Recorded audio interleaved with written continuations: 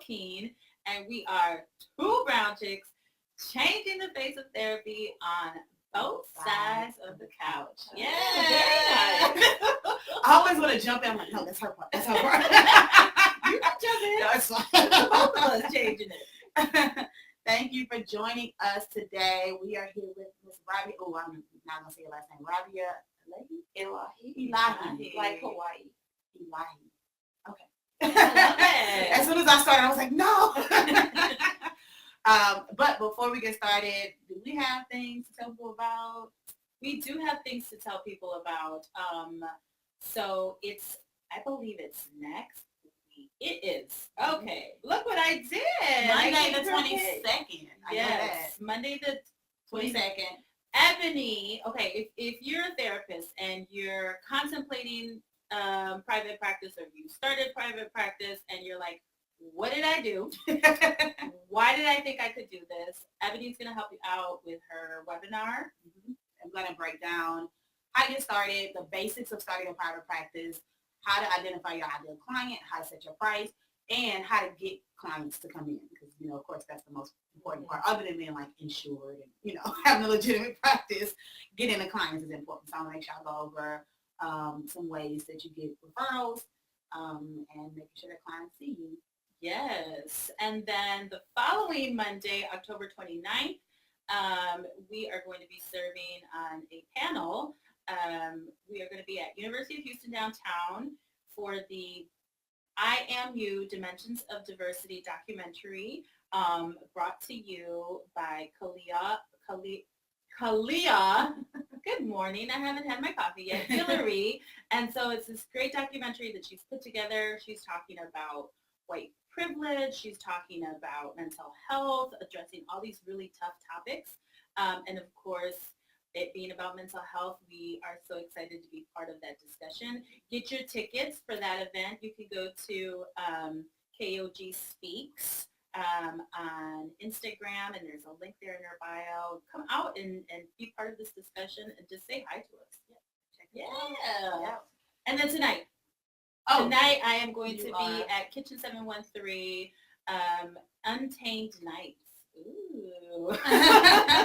Southern Couture is putting together an event, reverse happy hour tonight at Kitchen 713, 6 p.m.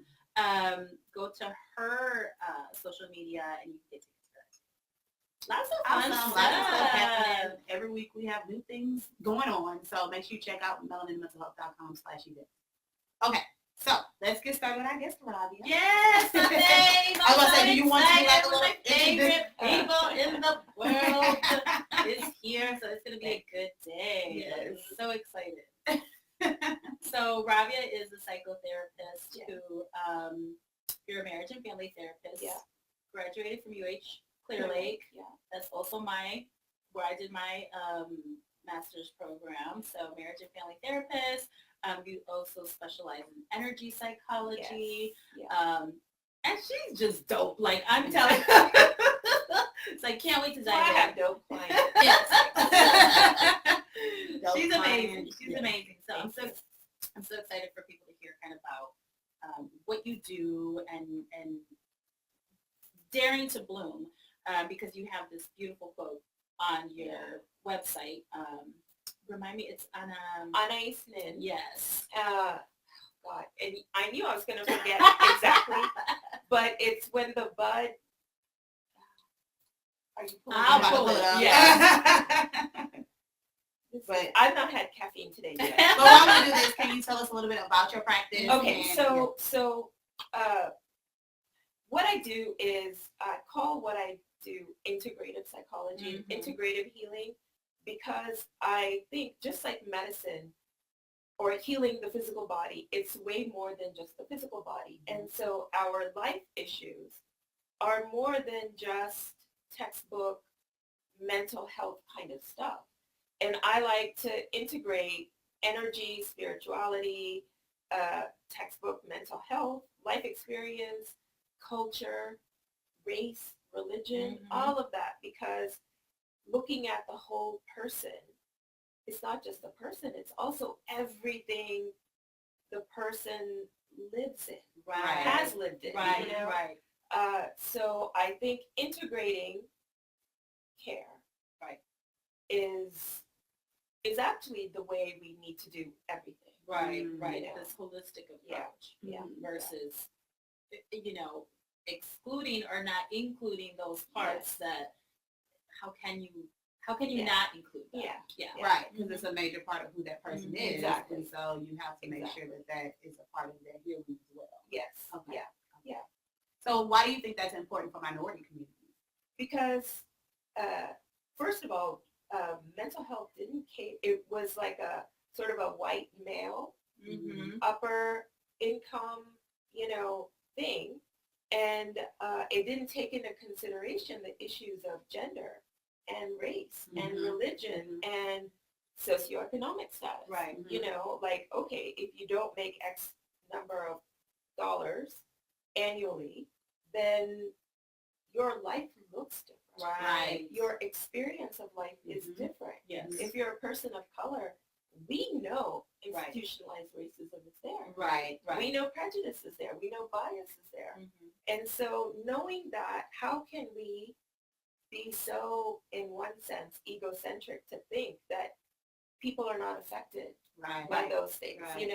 Every woman is affected on some level with gender. Right. Every Black person is affected on some level by racism, Mhm. overt or covert. Right. Absolutely. And we're seeing that a lot now, where it's been covert and now it's overt. Right. Oh yeah. Yeah. It's the same thing. It's always been there. It's just now it's obvious. Yes. And we've got cell phones.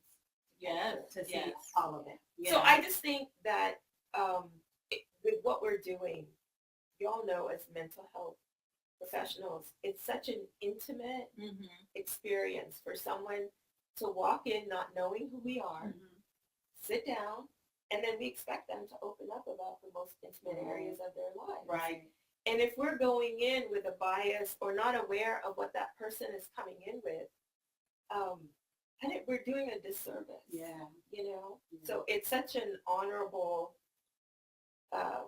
takes so much courage to come into a stranger's office Yeah. and talk about your relationship, your family, your darkest stuff, Right. you Right. know, Right. and that person not to ask you questions like, well, how do you experience that? Right. Yeah. Right. Or when you're speaking, English is your second language. What's that like for you? Yeah. Right. How do you communicate? How do you Mhm. understand? Or, when you get judged before you walk in or sit down or Mhm. open your mouth, what's that like for you? Mm-hmm. So, yeah, I just think it's critical to our awareness of human beings. Yeah. Absolutely. Awesome. And to not be scared to address those issues. Yeah. Yeah. It's so respectful, I think, to say, what's, I see that your name is different. Right. What's your, Right. Right. And if they say American, okay. Yeah. But Yeah, if they yeah. say, oh, I'm from here, I was born there, or whatever. And I've had clients who don't know my ethnicity, don't Right. know my husband's ethnicity. Right. And And you can pass. I can pass for a lot of different things, Yeah, know? And depends on what color I dye my hair Right. and my contact lenses. So, but I can pass for a lot. So my husband's African American. I know how he has to deal because I get to see it at home. Mhm. I don't have the experience he Right. does, Right. but I see it on an intimate level. Right. And so when another man, African American, in a white collar job walks in and he's talking about Mm-hmm. some work stuff, Mhm. I can say, is it different for you because, Mhm. are there other Black men Mm-hmm. at your level? And usually they're the only one. Right. But I can see the shoulders just kind of relax. Like, Right. oh, You get it. Okay. To have this conversation. I don't have to put on this front. Right. So, That connection is everything. yeah. Yeah. I think that's a big part of it, to be able to, especially like you said, going into such a vulnerable space of therapy, Mhm. to be able to kind of let that guard down a Yeah. little bit. Because Yeah. everybody is like that. When you first go Yeah. to Yeah. therapy, once you first seek out help, you're still kind of on edge. I'm not sure if this person Yeah. can get me. I'm Yeah. not sure Yeah. if I'm going to get the help I need. Yeah. but to feel like, oh, okay, so we can talk about this. Yes. Because I've had that moment with clients, and it's like, well, we're working in an all white environment. I'm like, all right, let's talk about it. You know, like, let's discuss the struggles, you know, that you go through with that. Yes. So the quote on your page is, and the day came when the risk to remain tight in the bud was more painful than the risk it took to blossom. To blossom. Yes. It's that moment, right? Yes. Yeah. Yes. I think that's huge. Like, we get so comfortable, and then at some point it's like, I just can't. Yeah. It's not comfortable anymore. Right. I can't. It feels like you have no choice. Exactly. Anymore. Exactly. You know, and I think most of us, generally speaking, are just afraid of change. Absolutely. Because we don't know who we're going to be, what we're going to look like, what's life going to look like, you know? What's my identity? Because we can sometimes identify with our stories. And when it becomes too painful, that's when we're willing to risk. Yeah. You know, changing something. Yeah. And when I think about nature or even what the baby has to do to go through the birth canal, you know, and it's so painful, I'm sure, for the baby. Yeah. Yeah. But it's that drive to live, to thrive and be better. Yeah. And we just, you know, that's in a physical sense. This is in a emotional and spiritual sense. Yeah.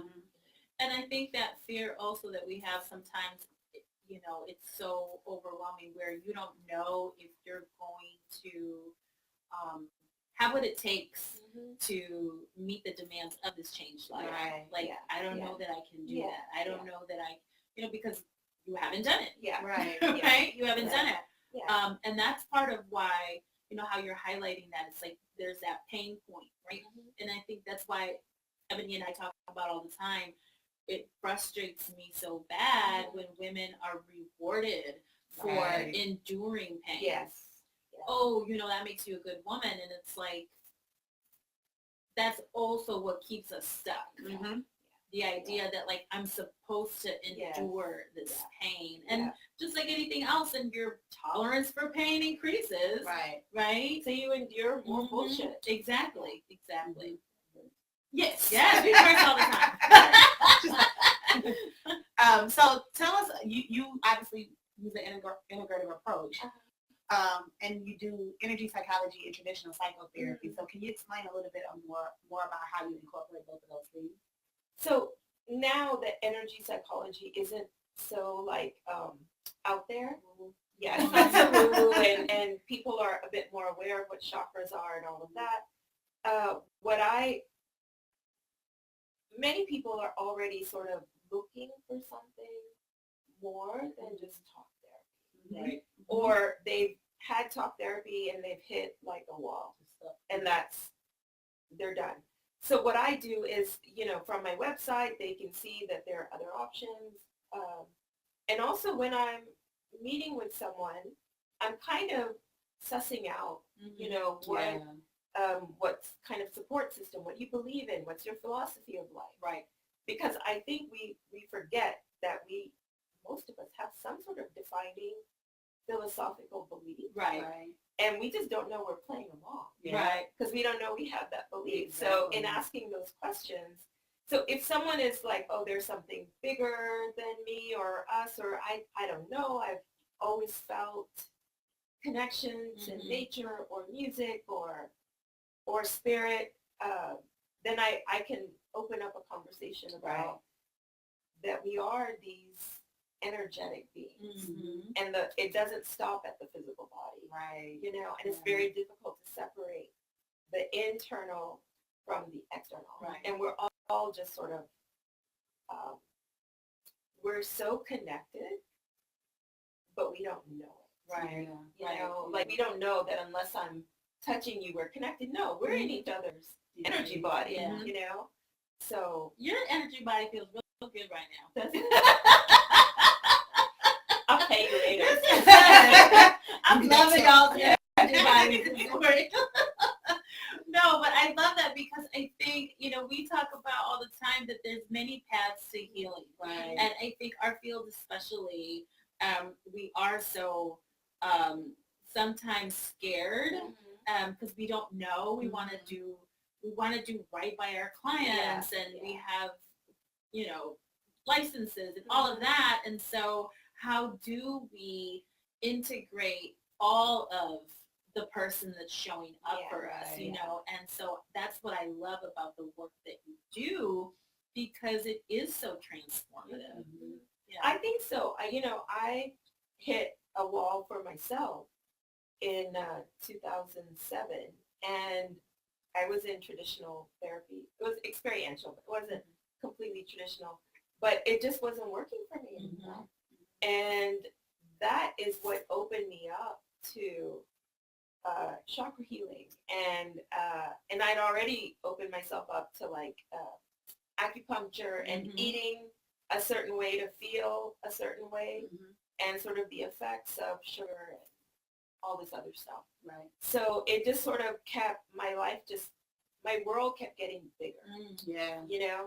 And what's interesting is as the world gets bigger, you realize how much we're similar. Right. Right. Right. And so the bigness wasn't a scary thing. It was like I can be at home in a lot of different places, so. And it doesn't have to be an and or. No, right. It's not divisive. Right. It's very inclusive. And I love also that you are a wonderful example of the variety even within therapists. Yeah. Right? Like that there are, again, reminding people, like, if you haven't found the right therapist, if you haven't found that connection that you feel includes all parts of you, there are people out there doing this type of work. Yeah.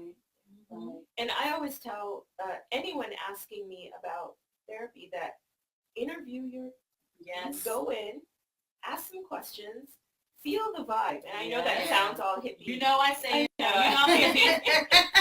hippie extraordinaire. But if you don't like that person, right, the therapist isn't going to like you. Right. You don't like everybody. And click.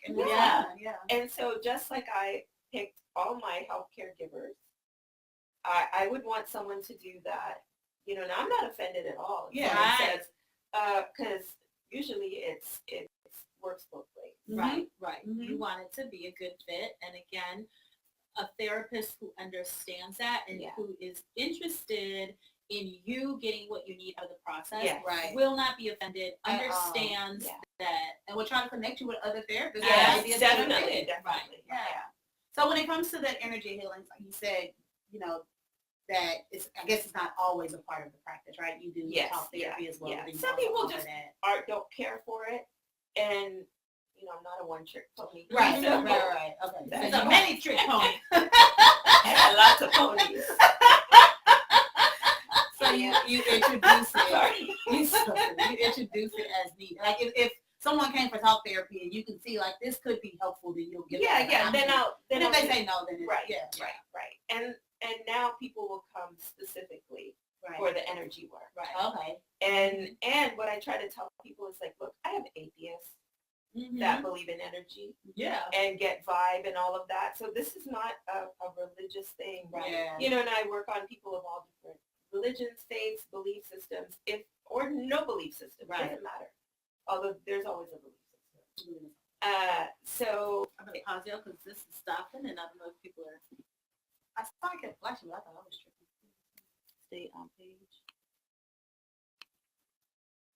What happened?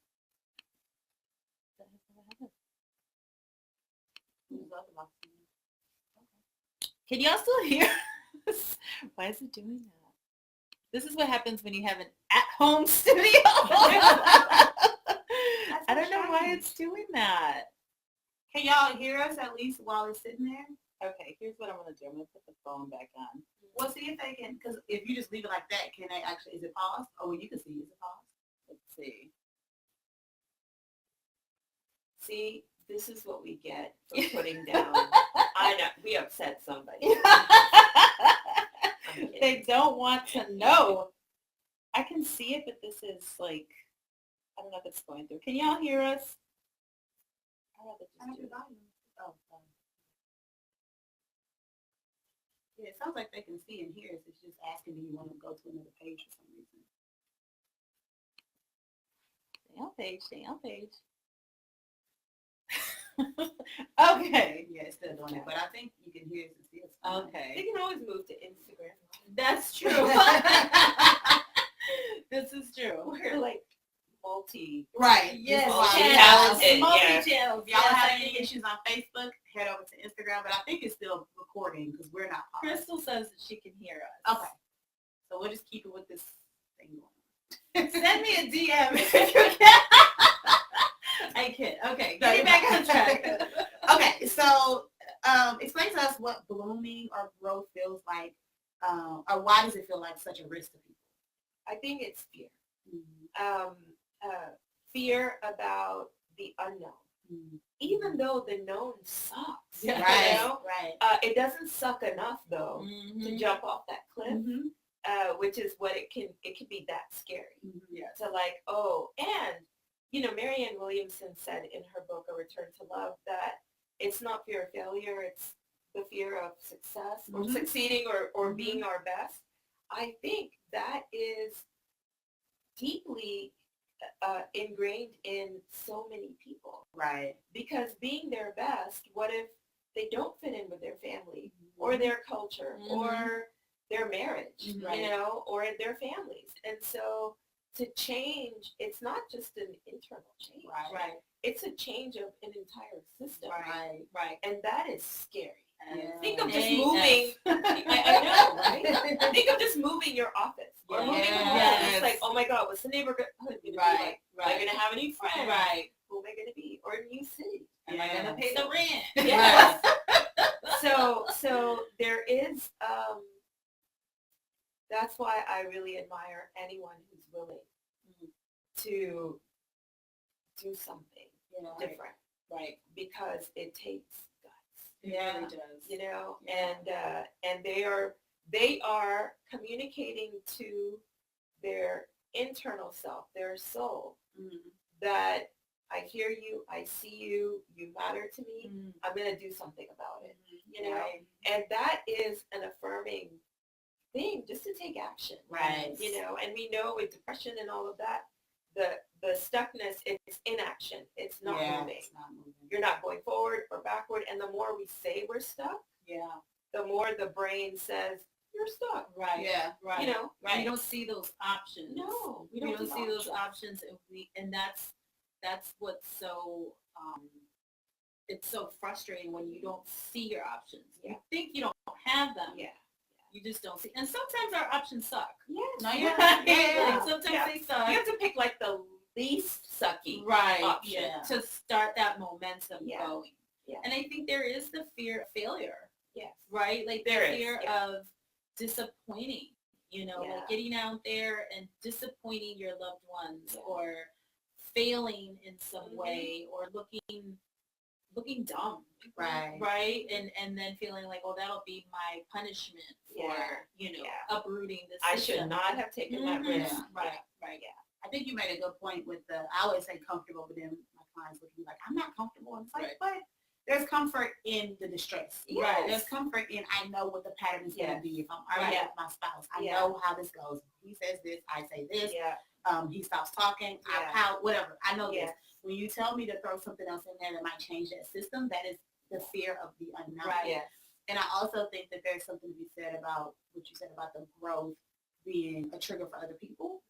And how are they going to accept this growth that I have? Because a lot of times when you do things differently and when you grow, then people feel like you're trying to, when you're changing, it can be a problem for other people. Because now you don't fit into whatever idea I have you, or you're no longer serving me the way I want you to serve me. Like they didn't choose Right. that you changed. Right, exactly. Right? Exactly. So the fact that they have to change to relate to you, it's it's a forced choice. Right. They don't In a get way, an like, option in Yeah, they Yeah. don't have an option. Yeah. They Which do. Now They you're can acting just brand walk new. away. They cannot. Right. They cannot. It's a boundary. You can say, look, Yeah. I like the way our relationship was Yeah. and this doesn't work for me and I leave, and that's fine too. Right.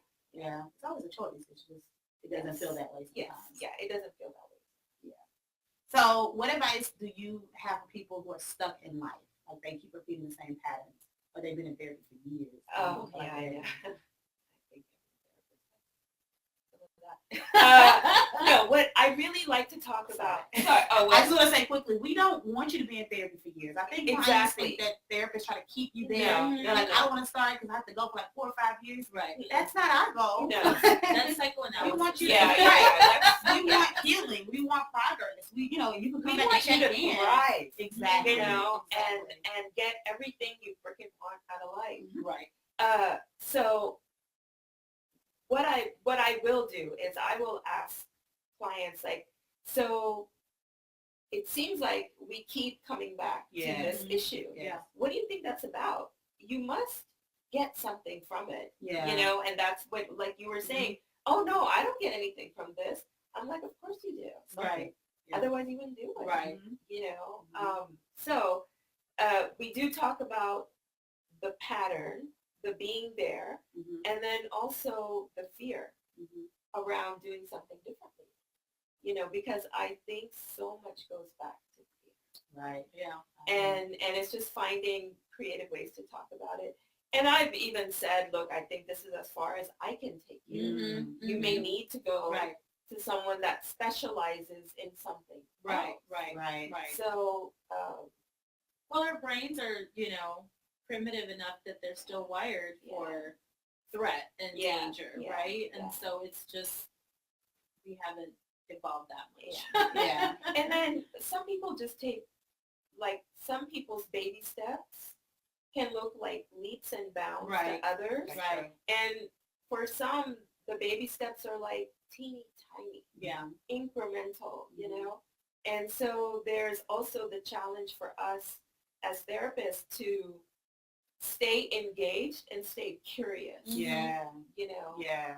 And not make it about us. Yes. Right. Right. Yeah, Like not not, always it's easy. it's not about, as a therapist, reminding yourself, like, this is your client's process. Yes. It's not going to look maybe like, we want you to make strides and all of that, but that's also about us. Yes. Right? Yeah.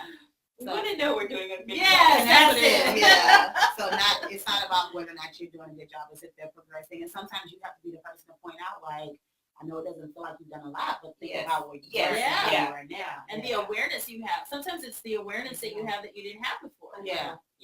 Like before you wouldn't catch yourself when you were about to repeat that behavior. Right. And now you did. Now you know what you're doing. That's still progress. Yeah. You did it, and then you're like, oh crap, I did it. Yeah. That's progress. Yeah. That is That awareness is very important.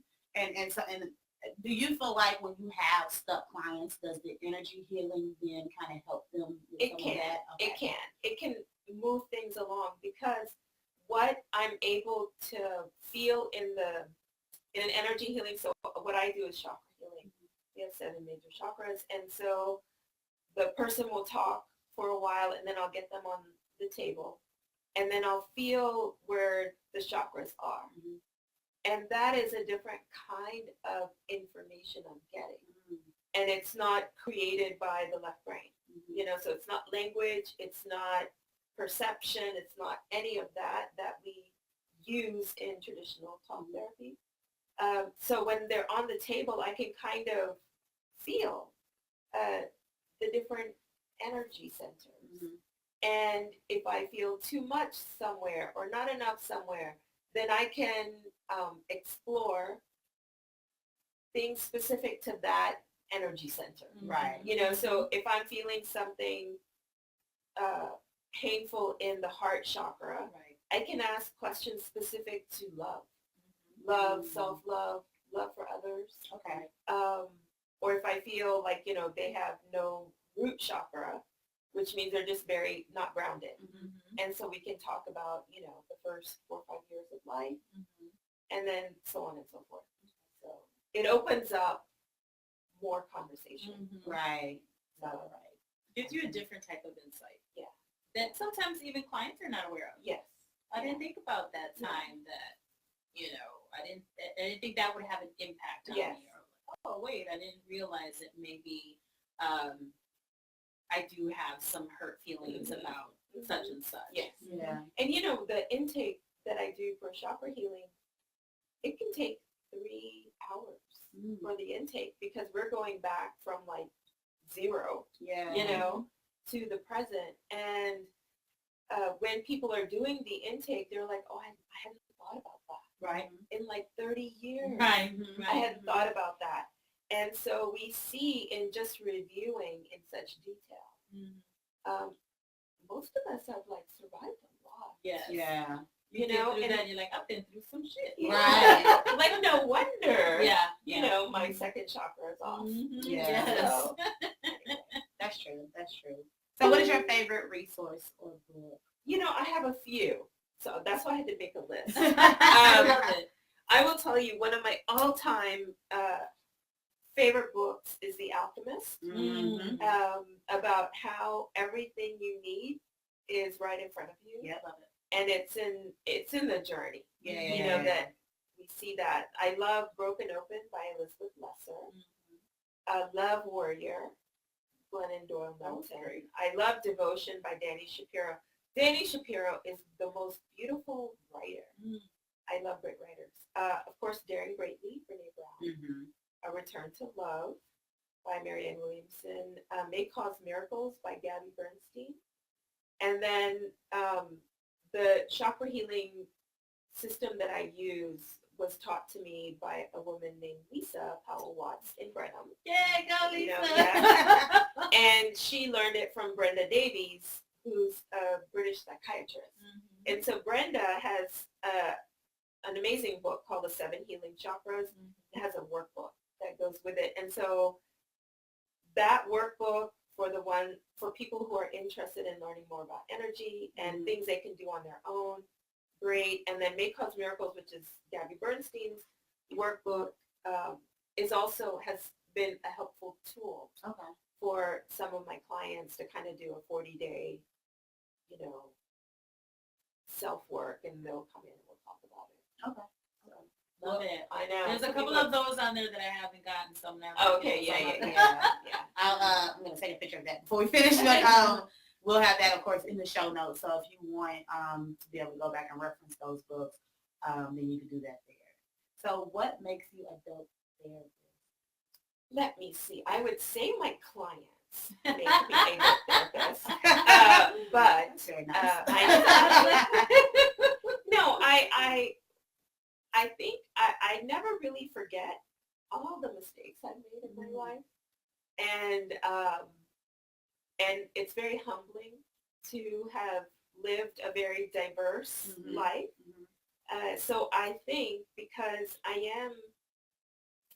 I've been in so many people's shoes, you know, that I'm pretty non-judgmental.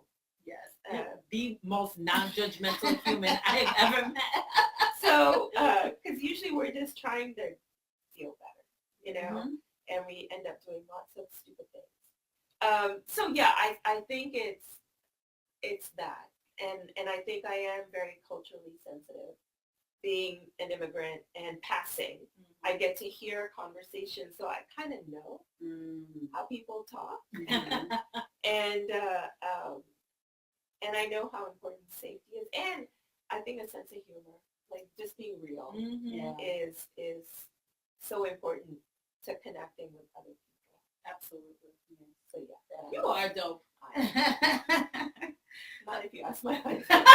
Don't do that. I'm like, no, don't do that. Everybody else around. Yeah, I know. He's like, no. Yeah, please. You have no. You know. So what makes therapy dope? Therapy is dope because it really communicates to you that you love yourself, that you matter to yourself, and that you're willing to risk for yourself, you know, to bet on yourself. So I think therapy is, whether or not you ever go into someone's office, it's just the fact that you're willing to do it. Is just dope. Yes. Definitely. I love it. I just hear like Whitney Houston's Greatest Love of All. Like, you know, I love it. That's what's playing in my mind. And I love the way you're highlighting that. Just the act of you knowing I deserve better than this. Yeah.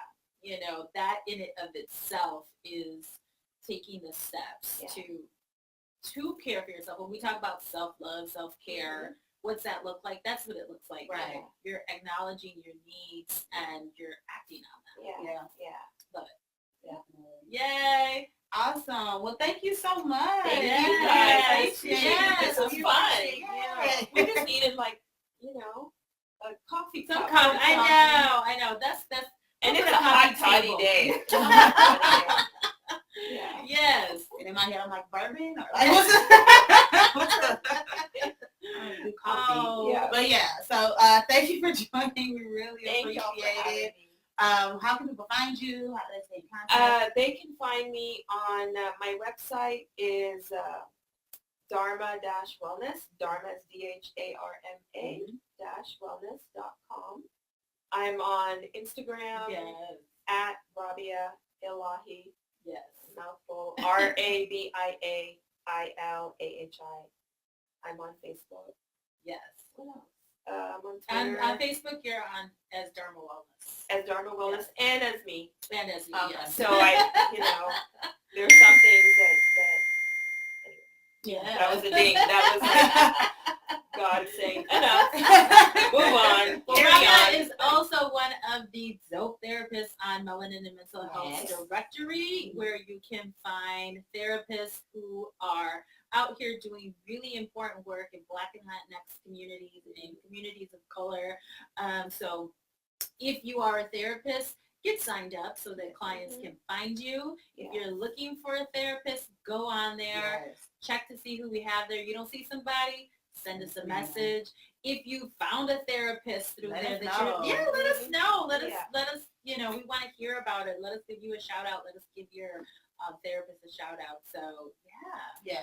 I want to say what y'all are doing is so important because I think it gives everyone the opportunity to have the privilege to seek healing from people that look like them, that get what their lives could be like, So I think this is very needed and timely, and I think y'all are a real gift. Thank you. Thank you. We're trying. As are you. All right. Make sure you follow Melanin Mental Health at Melanin Mental Health across social media, Melanin Health on Twitter. And of course, if you're listening to this podcast, make sure you leave us a review on iTunes, Stitcher, Google Play, subscribe, all that stuff. Let us shout you out. Yes. Follow Thumbs us up. on YouTube as well. Yes. Make sure you give a thumbs up, leave a comment, let us know what you think. Give us 5 stars. Give us Yeah. 5 stars so we can have other people listening to us. Share this with somebody. Yeah. This is some good information. So make sure you share it with someone. Make sure you share it with someone that will benefit from this. Okay. That's it. That's it. Thank you All for right. hanging in there with us. Bye. Bye.